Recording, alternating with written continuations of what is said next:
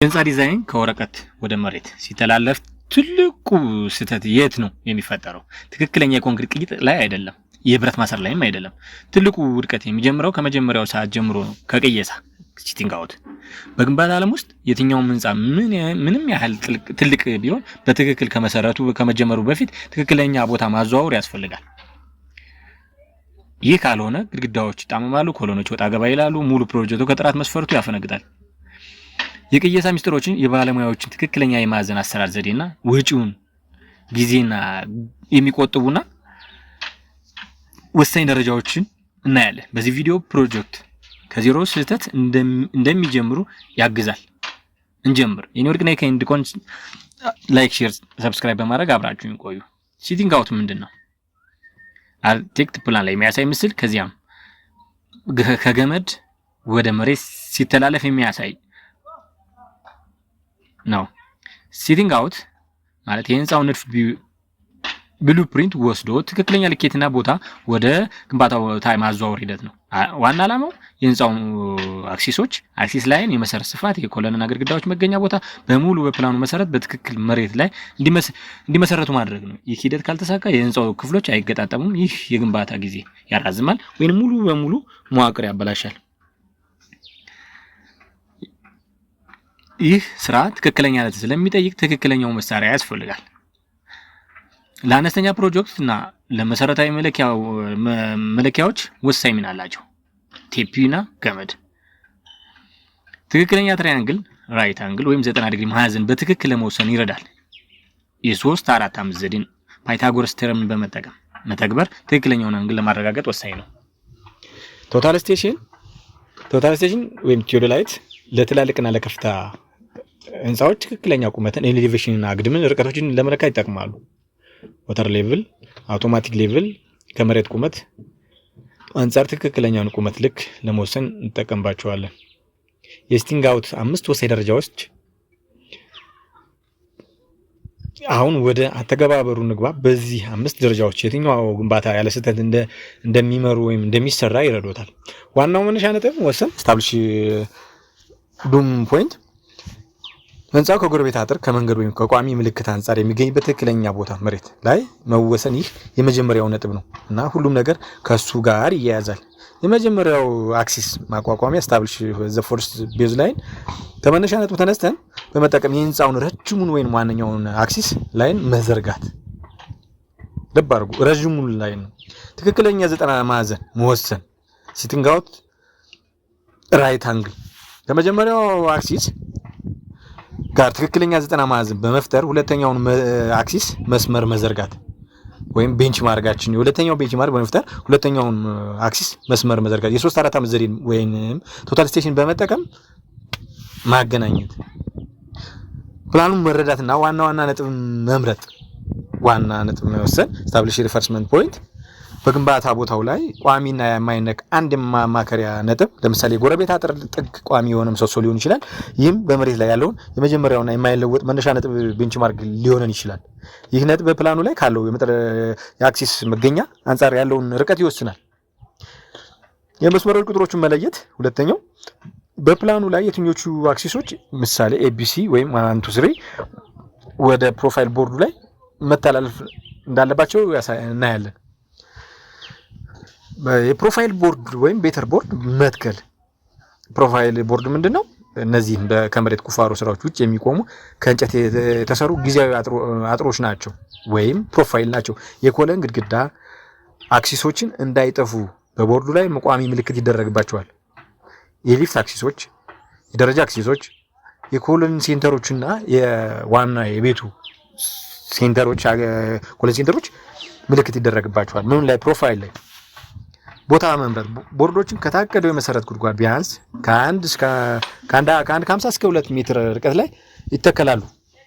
ይህ ርቀት ለቁፋሮና ሌሎች ስራዎች የሚያስፈልገው ቦታ ይፈቀዳል።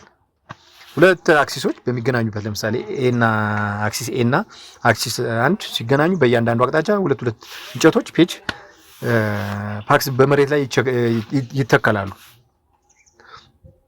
የቦርዱን ሰሌዳ ማሰር በመሬት ላይ በተተከሉ ሁለት እንጨቶች ላይ አግድም የሆነ የእንጨት ቦርድ ወይም ሞራሊ ሊሆን ይችላል፣ ጣውላ ሊሆን ይችላል፣ ቀጭን ጣውላ ሞራሊ ቢሆን ይመከራል። ወይም ቀጥ ያሉ እንጨቶች ቢሆኑ ይመከራል። እነሱ ይመታሉ። ይህ ሰሌዳ ፍጹም አግድም ሌቭል መሆኑ በስፕሪት ሌቭል ወይም በሰርቨር ሌቭል ይረጋገጣል። አክሲሶቹ ወደ ቦርዱ ማስተላለፍ የመጀመሪያውን አክሲስ መዘርጋት ሲባጎ መጀመሪያ የተመረጠውን ዋና ነጥብ በመጠቀም የመጀመሪያውን አክሲስ ለምሳሌ አክሲስ 1 ወይም አክሲስ 1 መሬት ላይ በገመድ መዘርጋት። ይህ ገመድ ቦርዱ ላይ በሚያቋርጥበት ነጥብ ላይ ምልክት ለማድረግ በገመድ መሄጃ ላይ ፕለም ቦምብ ወይም ቱምቢ ተጠቅመን ትክክለኛ ቦታውን እናውቃለን ወይም ምልክት ፕሮፋይል እናደርጋለን። ቤንችማርክ የነበረውን ወደ ፕሮፋይሉ እንቀይረዋለን ማለት ነው።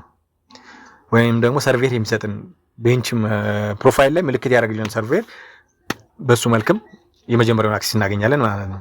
ምልክት ማድረግ አክሲሱን ሰሌዳውን በሚያቋርጥበት ላይ በሰሌዳው ጠርዝ ትክክለኛ ምልክት ወይም ካት ማርክ እናደርጋለን። ብዙውን ጊዜ ትክክለኛውን ነጥብ የሚያሳይ ምስማር ቦርዱ ላይ ይመታል። ትክክለኛውን 90 ዲግሪ ማዕዘን መወሰን ከመጀመሪያውን አክሲስ አንድ አንጻር ቀሪዎቹን አክሲሶች ኤቢሲ ለመዘርጋት ትክክለኛ 90 ማዕዘን መወሰን ያስፈልጋል። ይህን ለማረጋገጥ የፓይታጎረስ ቀመር ወይም ፓይታጎረስ ቴረም የሆነው 3 4 5 ዘዴን ወይም ዘመናዊ የቅሳራ መሳሪያዎችን እንጠቀማለን። ምንድነው የመሐንዲስ ኮዶች ተብለው ይታወቃሉ። እነዚህ 345 ተጠቅመን እናስቀምጣቸዋለን ማለት ነው። የተቀሩትን አክሲሶች ምልክት እናደርጋለን። በፕላኑ ላይ ባለው ርቀት መሰረት ከዋናው አክሲስ ተነስተን በሚቀጥሉት አክሲሶች 2-3 ሊሆን ይችላል ወይም ኤቢሲ ሊሆን ይችላል በቦርዱ ላይ በገመድ ልክ በሜትር ለክተን እናስቀምጣለን። ልክ እንደ መጀመሪያው አክሲስ እያንዳንዱ መስመር ላይ ቦርዱ በሚያቋርጥበት ቦታ መስመር ተጠቅመን በሜትር እየለካን ቋሚ ምልክት እናደርጋለን።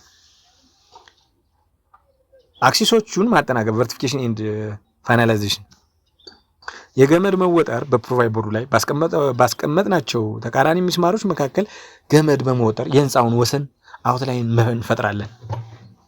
በገመድ የተወጠረውን መስመር በመጠቀም በፕላኑ ላይ የተወሰጡት አክሲሶች ወይም ርቀቶች አክሲስ ቱ አክሲስ ዳይሜንሽን በሙሉ በድጋሚ እንለካና በፕላኑ ጋር ትክክለኛ መሆኑን እናረጋግጣለን። የፕሮፋይል ቦርድ ጥቅሞች የመሰረት ጉድጓድ ከቆፈርን በኋላ በመሬት ላይ ምልክቶች ቢጠፉም ቦርዱ ላይ ያሉት ምልክቶች ቋሚ ሆነው ይቆያሉ። አንደኛ የኤፍኤል ቤንችማርክ ይሆናል። አብዛኛው ሲሰራ በቤንችማርክ ትክክል ብናደርገው ይመከራል። ቤዝሜንት ላላቸው ስራዎች ወጣ ብለን እንዳይፈርሱ ቤንችማርክ ኤፍኤልን ጭምር እንጠቀምበታለን። ብረት ለመቁረጥ ይጠቅመናል። ኤፍኤል ፓዱን ለማወቅ ይጠቅመናል። ብዙ ነገር ከኤፍኤል እና ቦርዱ ዋህልኩ እኩል ቢሆን ትርፋማ ነን። የኮንክሪት ስራ በሚሰራበት ጊዜ ሁሉ ገመዶች በመጠቀም የፎርምወርክ ወርክና የፎርምወርክ እና የኮለን አቀማመጡ ትክክለኛ መሆኑን ለመቆጣጠር ያስችለናል። ምክንያቱም ኮሎኖችን ሲሰራ ከፕሮፋይል ቀጥታ መለካት እንችላለን።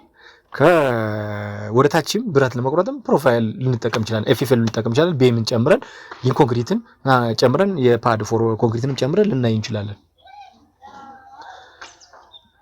የማዕዘን ምልክቶች ማጠናቀቅ ስታብሊሽ ቤተር ቦርድ ፕሮፋይል ጊዜያዊ የቦርድ አጥሮችን በመሬት ውስጥ በማስገባት የኮለን የግድግዳ አክሲሶችን ከተቆፈሩ በኋላ እንዳይጠፉ በቦርዱ ላይ ቋሚ ምልክት ማድረግ ይህ የቅየሳው ትክክለኛነትን ጠብቆ ለማቆየት ይረዳል።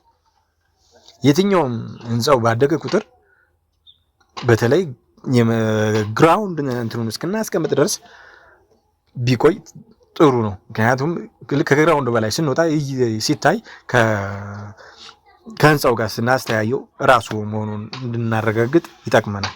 ህንፃው የሚቀመጥበትን ትክክለኛ ቁመት ደረጃ ኤሌቬሽን በቋሚነት ምልክት ማድረግ፣ በጉድጓድ ቁፋሮ ጊዜ ወይም በኮንክሪት በሚደረግ ጊዜ ይህንን መለኪያ መጠቀም፣ የቁመቱን መቆጣጠሪያ ቨርቲፊኬሽን ኮንትሮል ማለት ነው። የሴቲንግ አውት ስራ ቀላል የሚመስል ቢሆንም የህንፃው እጣ ፈንታ የሚወሰንበት ቦታ ነው። ትክክለኛ ቅየሳ ማለት የቁስ ብክነት መቀነስ፣ የግንባታ ጊዜ ማሳጠርና የግድግዳዎችን፣ የኮሎኖችን፣ ፍጹም የሊፍቶቹን፣ የደረጃዎችን አቀማመጥ መወሰን ማለት ነው። ስህተት ሲፈጠር ግን አጠቃላይ ወጪው ይጨምራል። የትኛውም ፕሮጀክት በቅየሳ ባለሙያ ቁጥጥር ስራ መጀመር አለበት። ይህን ቪዲዮ ከወደዱት ለጓደኞቹ ሼር ያድርጉት። ጥያቄ ካለት ኮመንት ያድርጉልኝ። ለተጨማሪ የግንባታ ሚስጥሮችና መረጃዎች ቻናል ሰብስክራይብ ያድርጉ። በሚቀጥለው ቪዲዮ እስከምንገናኝ ሰላም።